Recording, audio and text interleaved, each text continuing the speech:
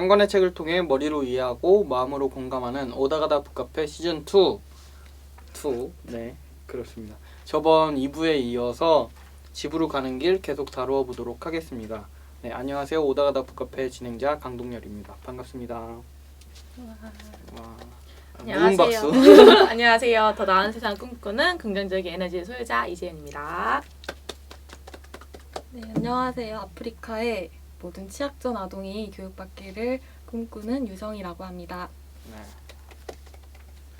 네, 오다가다 북카페 시즌 2 벌써 세 번째 마지막 부가 됐어요. 첫 번째 시간에 마지막 3부 마지막이 됐는데 두 분 혹시 지치거나 힘들거나 피곤하거나 고될 때 뭐 특별히 하시는 게 있어요? 아, 휴식이 좀 필요해.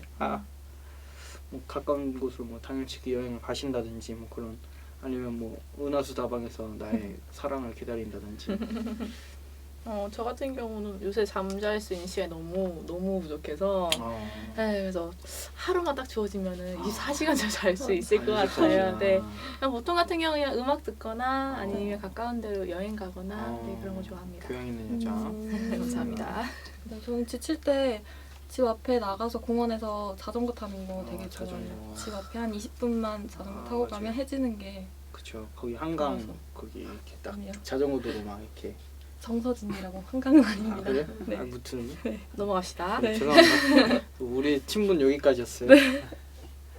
네, 무튼 저는 좀 휴식이 필요하고 그러면은 전화기를 꺼놓고 여자친구와 이제 데이트를 하곤 합니다. 네, 여러분들도 빨리 좀 이렇게 시청자 여기까지 하시는 여러분들 걸로. 그 혹시 내 옆구리가 비었다 싶으시면 이렇게 데려가세요.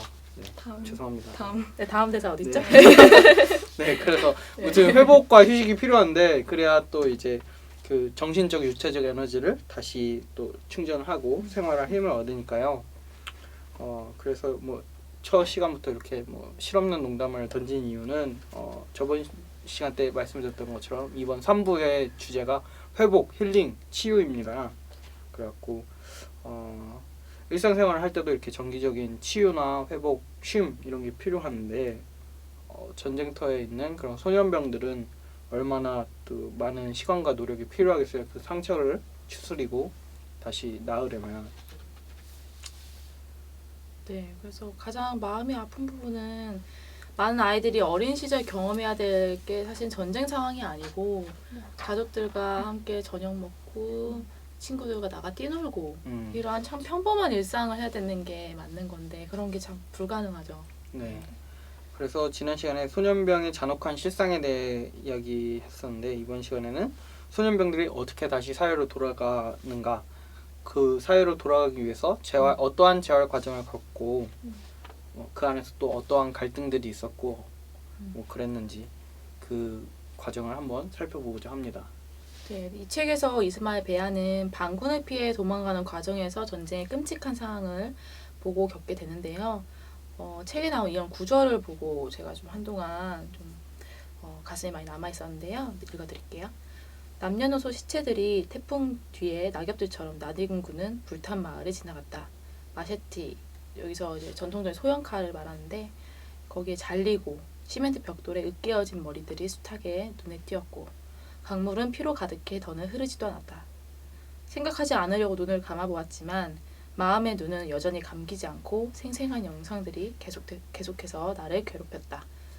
저는 이게 단순히 소설가의 상상이 아니고 실제로 이게 일어났고 그리고 그걸 겪은 사람의 표현이기 때문에 더 사실감 있게 와닿지 않았을까 생각합니다. 글로 표현되는 것도 이렇게 끔찍한데 이런 광경을 직접 보고 겪는다는 거는 어떤 두려움일지 저는 사실 상상이 잘 되지가 않아요. 네. 사실 한번 그런 상황을 마주하는 것 자체도 굉장히 큰 충격이고 뭐 정신의학적인 그런 치료라든가 그런 상담, 심리 상담 이런 과정이 굉장히 필요한데 이스마엘 베아 같은 경우에는 3년 동안이나 무려 3년 동안 36개월 동안이나 소년병 생활을 하면서 일상생활에서 늘 이런 광경을 접했다고 생각합니다. 네, 소년병이 된 후에는 더 심한 정신적인 육체적인 괴로움을 이제 겪게 되죠, 이 주인공이. 예. 그래서 약이 없으면 이제 사실 약이라고 말하지만 마약이죠. 네. 없으면 편두통, 불면증, 악몽에 시달리는데요. 주인공 여기서 이렇게 말하고 있어요. 책에서 머릿속이 휑했다. 꿈속에서 방군이 내 몸을 밟고 섰다. 그는 내 이마에 총을 들이댔다. 순간 퍼뜩 잠에서 깨어났고 천막 안에서 마구 총질을 해대기 시작했다. 탄창에 든 30발을 전부 다 쏘아버렸다. 상병과 중위가 달려와 나를 밖으로 끌어냈다. 내 몸은 땀에 젖어 있었다. 그들은 내 얼굴에 물을 뿌리고 하얀 캡슐 브라운을 몇 알 주었다. 우리는 그 뒤에 2번 더 싸움을 하러 나갔고 나는 거뜬히 전투를 수행했다. 라고 말하고 있습니다. 이런 상황에서 정말 그 멀쩡한 마음을 유지하기가 힘드니까 계속 아까 브라운 그런 마약에 의존하게 되고 중독이 되니까 시간이 지나서 이제 탈출을 하게 됐을 때도 탈출이라기보다는 뭐 나중에 유니세프 직원이 데려가니까 그렇죠. 네. 하여튼 다시 이렇게 재활원에 와서도 그 약에 계속 의존하게 되고 네. 그래서 이 악순환의 고리를 끊어내는 과정이 정말 힘겨웠던 것 같아요. 이스마일 베아 주인공은 책에서 이런 말도 했는데요. 읽어드리자면 숲속을 전진해 나가면서 점령하여 기지로 삼은 마을들이 어느새 내 집이 되었다. 우리 분대가 내 가족이었고 내 총이 나를 먹여 살리고 지켜주었다. 내가 따라야 할 규칙은 죽이지 않으면 죽는다는 것뿐이었다. 내 사고도 그 범위 이상을 넘어가지 않았다. 우리는 2년간 전투를 했고 매일같이 반복되는 일과 살인이었다. 나는 누구에게도 동정심을 느끼지 않았다. 나도 모르는 사이 내 어린 시절은 끝나버렸고 내 심장은 차갑게 얼어붙었다. 주인공인 이스마일 베아가 점점 전쟁의 일부가 되어가는 그런 모습입니다. 정말 안타깝죠. 네, 이런 상황에서 마을에 주둔하고 있던 상태에서 방문객이 찾아오는데요. 바로 유니세프라는 글씨가 크게 박힌 그런 티셔츠를 입고 온 남자 4명이 와서 중이와 이야기를 하더니 이제 중이가 또 이 소년들에게 너희들의 임무가 끝났다. 이제 너희들은 너희들은 이 방문객이 학교에 보내주고 또 새로운 삶을 찾게 해줄 거라고 이렇게 이야기를 하는데요. 여기서 이 유니세프 분들이 와서 이렇게 소년병들을 데려갔던 이 제도가 뭐냐면 무장 해제 및 복귀 프로그램이라고 해서 유니세프에서 실시하고 있는 사업인데요. 영어로는 Disarmament, Demobilization, Reintegration 해서 약어로 DDR이라고 합니다. 그래서 이 사회 복귀 프로그램으로서 이제 소년들이 우리가 얼핏 생각하기에는 굉장히 기뻐했을 거라고 생각을 했는데 이스마엘을 비롯한 소년병들의 그런 회고에서는 오히려 전혀 다른 그런 생각을 느꼈다고 해요. 그때 심정을 책에서 발췌해서 읽어드리자면 어째서 중이가 우리를 민간인들에게 넘기려고 했을까? 우리는 끝까지 우리도 이 전쟁의 일부라고 생각했다. 분대가 우리의 가족이었다. 그런데 이렇게 설명 한마디 없이 졸지에 내쫓기다니. 나는 아직도 일이 어떻게 돌아가는 것인지 영문을 몰랐지만 분노와 불안이 스멀스멀 밀려왔다. 군인이 된 이후로 하루도 총을 손에서 놓아본 적이 없었다. 네, 이미 전쟁에 세뇌된 소년들이었기 때문에 구호의 손길이 도움으로 느껴지기보다는 뭔가 내가 있었던 그 자리 그리고 나와 함께했던 사람들과의 그런 유대 관계를 뺏어간다고 그렇게 더 받아들여졌다고 하네요. 그래서 중이한테 심지어는 배신감을 느꼈다고 합니다. 그래서 이미 가족들에게서 떠나서 이렇게 전전하던 우리가 또다시 이제 의지할 만한 누군가를 만났는데 다시 내가 의지하던 사람한테 버림을 받았구나. 그런 면에 있어서 상처를 받았다고 하고요. 또 이 DDR 프로젝트의 이 프로그램에 참여하지 않은 또 주된 이유 중에 하나가 소년병이었던 이유로, 그러니까 일반 민간인들한테 학살을 자행하던 그런 사람이었다는 그런 낙인이 주변인들한테 찍혀서 내가 막 처벌 당하진 않을까, 문면을 맞지 않을까, 뭐 그런 두려움도 또한 작용했기 때문에 쉽사리 이 재활 프로그램에 참여하기가 주저되었다고 합니다. 네, 심지어 새로 거처가 된 재활센터에서 그래서 또 하필이면 반군에 싸웠던 소년들하고 이스마엘 베아는 정부군 네. 소속이었잖아요. 그러니까 적군끼리 지금 네. 네. 적과의 동침. 네, 그렇게 한 상황이죠. 그래서 함께 생활하게 되면서 이제 최악의 상황이 벌어집니다. 네. 헌병들이 무력을 떼어놓았지만 이 아이들은 이미 사실은 어떻게 보면은 좀 정신적으로 많이 불안한 상태이기 때문에 네. 죽이게 돼요. 서로. 그래서 6명이나 죽고 부상자도 여럿 나오게 되는 결과를 맞이하게 됩니다. 네. 네, 그래서 이스마엘은 구호단체에 대한 따끔한 표현도 하는데요. 이스마엘은 구호단체가 단순히 소년병을 전쟁터에서 떼어놓는다고 RUF에 대한 증오가 식을 것이라고 생각하는 것은 큰 오류라고 지적을 합니다. 그래서 처음 센터로 오고 난 후 아이들이 사람에 대한 의심이나 폭력을 계속해서 자행하는 모습들을 적나라하게 보여주고 있고요. 또 이스마엘은 이렇게 말합니다.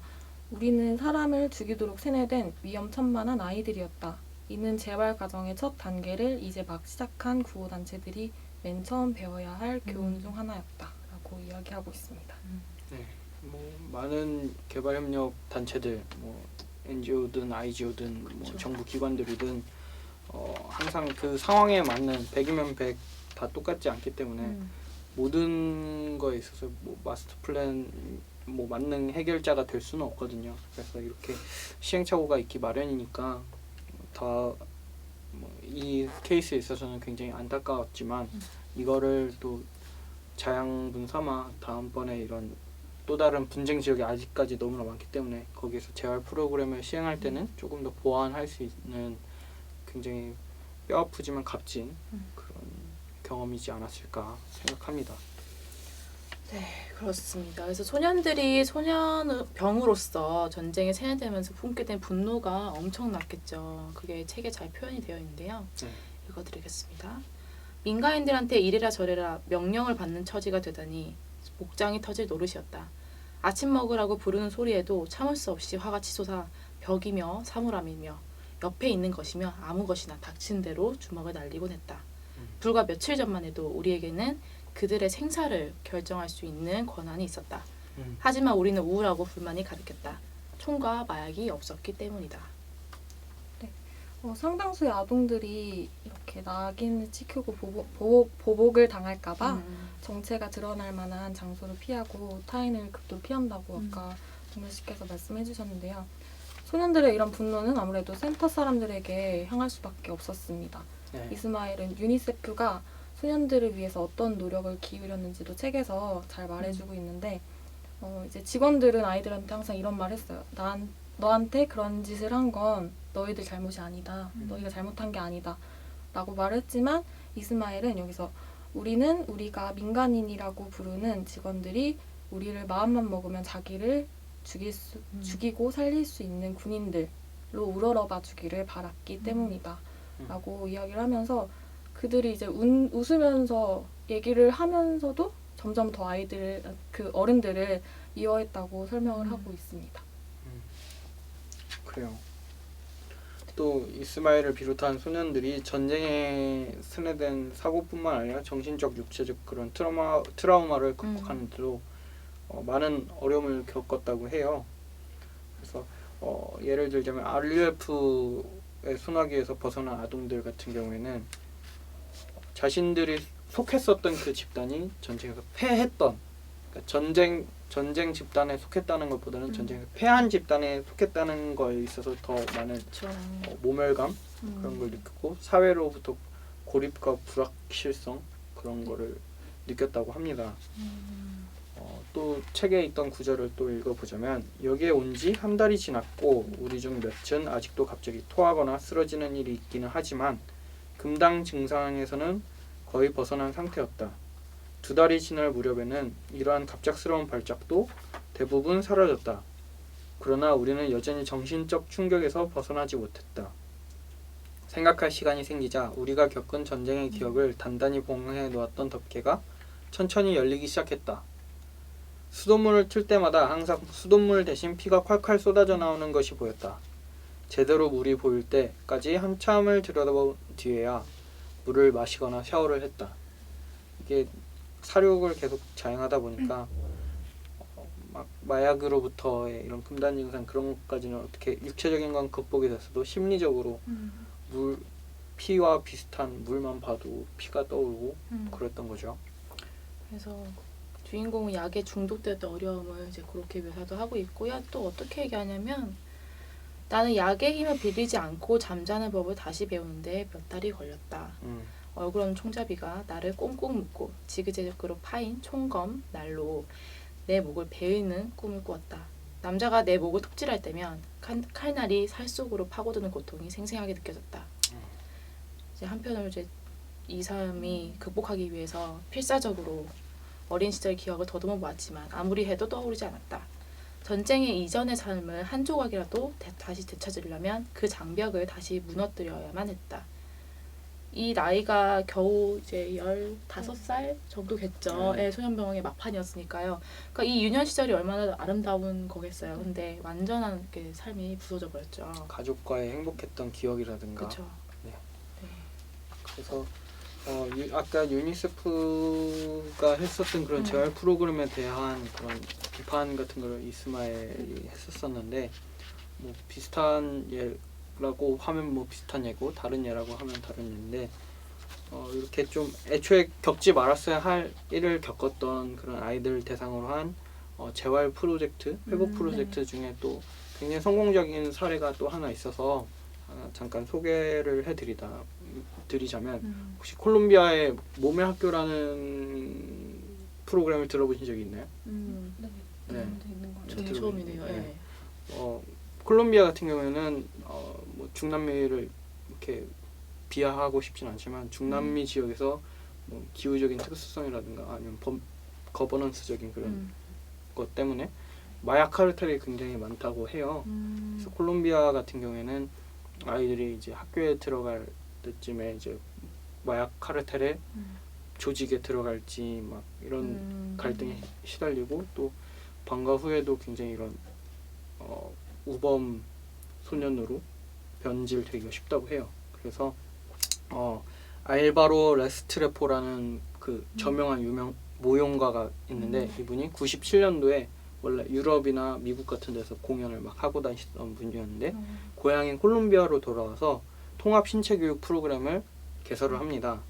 그래갖고 이 학생들한테 내 몸이 얼마나 소중한 것인지 그런 거를 춤과 안무가 춤인가요? 춤과 무용을 통해서 자신의 신체로 뭔가 긍정적인 활동을 하고 그를 통해서 스트레스도 해소하고 방과 후 시간에 무언가 할 거리가 주어진다는 것만 해도 일단 그 범죄에 빠지지 않을 굉장히 좋은 조건 중에 하나인 거거든요. 방과 후에 할 일이 없으니까 야, 친구야 뭐하니? 아 나 저기 카르텔에서 뭐 하는데 같이 가볼래? 이런 식으로 범죄에 연루되는 경우가 많았는데 방과 후에 나는 저기 몸의 학교에 가서 무용을 연습하니까 거기에서 첫 번째로 좋아졌고 두 번째로는 그런 신체 활동을 하다 보니까 자아 존중감도 굉장히 고취가 되고 그래서 그 지역의 마약 카르텔 연루된 청소년들의 비율이 급격히 낮아졌다는 긍정적인 그런 사례가 있었어요.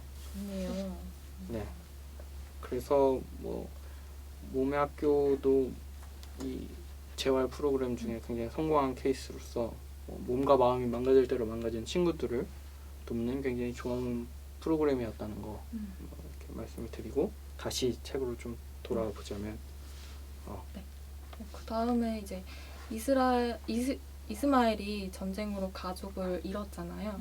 근데 그 다음에 이제 센터의 도움을 받아서 유니세프의 도움을 받아서 삼촌을 다시 만나게 됩니다. 모르겠던 삼촌을 만나게 되고 이제 재활 기간을 마치고 나서는 센터를 떠나서 이제 새로운 가족의 구성원이 되기도 하고요.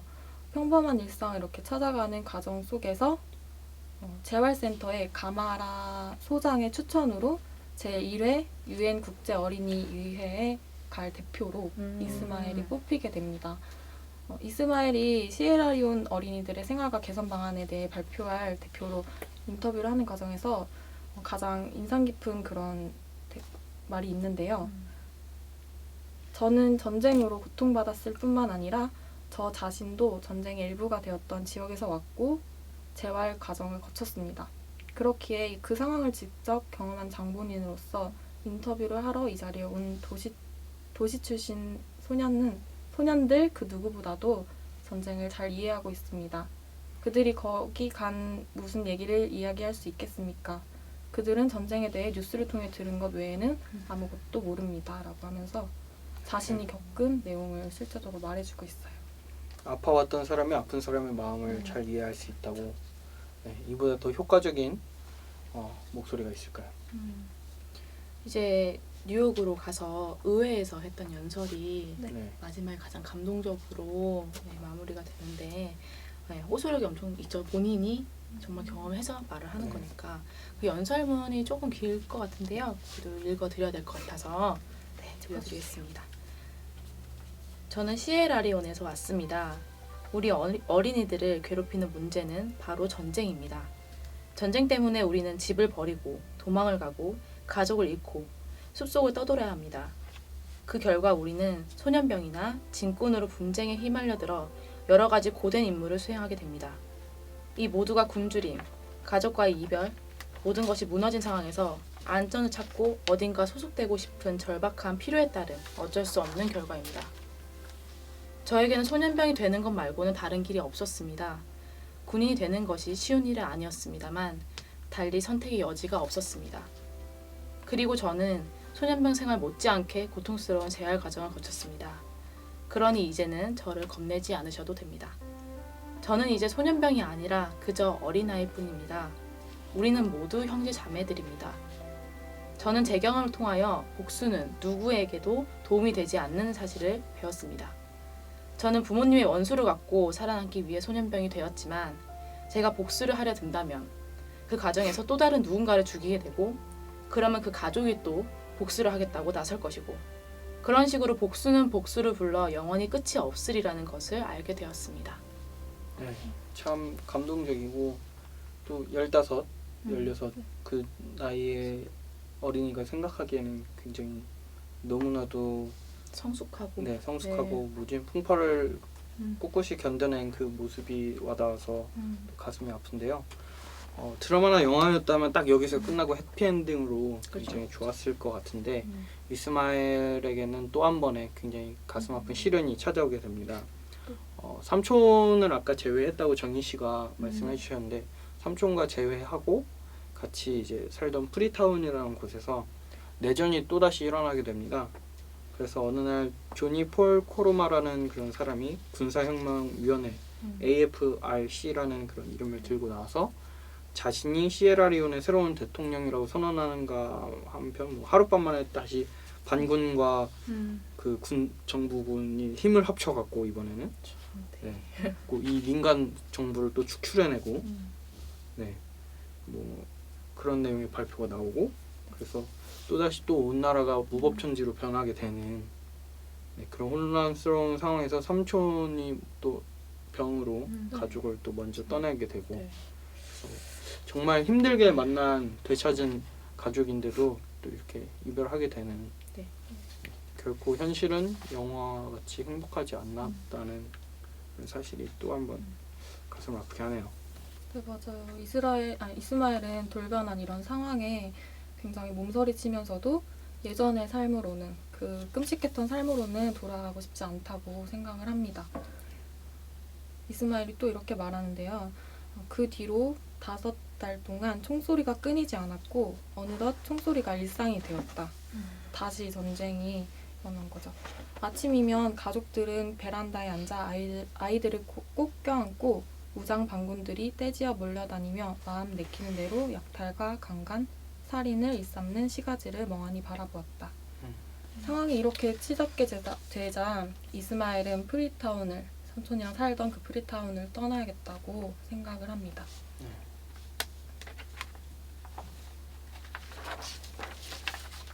다음에 이제 이스마엘이 또 프리타운 얘기를 하는데요. 프리타운에 계속 있다가는 결국 다시 소년병이 되든가 그렇지 않으면 예전 동료들 손에 죽든가 둘 중 하나일 것 같았다. 떠나야 했다. 나와 함께 재활 과정을 거쳤던 친구들은 벌써 몇몇 군대로 돌아갔다.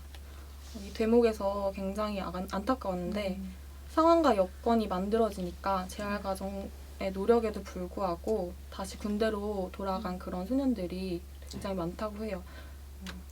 RUF는 이제 사회적이나 물질적인 보상을 해주는 그런 단체이기도 했었기 때문에 아이들에게는요. 네, 실제로 재활에 참여하지 못하고 다시 아이들이 많이 군대로 돌아왔다고 합니다. 네가 반군에 합류를 하면 우리가 너에게 뭐 어느 식량과, 정도의 그런 네. 식량과 뭐 사회적 지위를 보장해주겠다 그런 그쵸. 말이 또 힘들게 되찾은 그들의 그 평화를 그쵸. 네, 유혹하기에 너무 컸던 것 같아요. 그래서 이스마엘이 프리타운을 떠나게 되면서 이제 갈 곳이 없어졌잖아요. 네. 근데 이제 더 이상은 이제 정말 있다가는 소년이 될 것 같다는 위험을 느꼈기 때문에 그 연설을 아까 들려드린 거 그게 유엔 국제 어린이회에서 있었던 건데 이제 거기서 만났던 로라라는 사람에게 연락을 해서 그녀의 집에서 머물게 해달라라고 했더니 흔쾌히 와라라고 해서 이제 프리타운을 이제 떠나고 완전 이제 국가를 넘어가는 여정이 시작되는 거죠. 근데 그 과정이 매우 힘들었죠. 그것도 네. 역시나. 굉장히 힘들었죠. 네.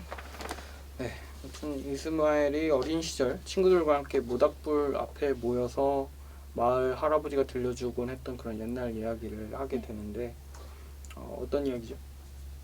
어떤 이야기냐면요. 어떤 사냥꾼이 있었는데 원숭이를 잡으러 숲으로 갔단다.